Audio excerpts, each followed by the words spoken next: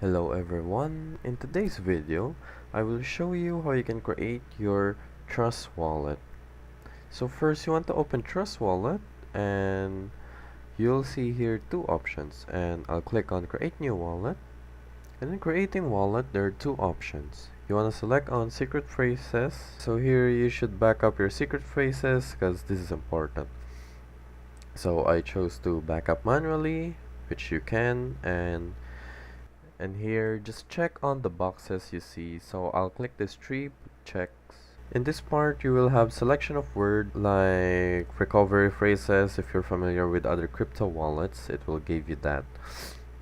So make sure you copy those and paste it on your notepad, and then proceed on matching the words on the first word, second word, as that's the security goes for this Trust Wallet, and creating a new Trust Wallet.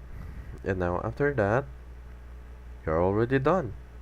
Trust Wallet has officially created you a new wallet. And that's how you create a new Trust Wallet.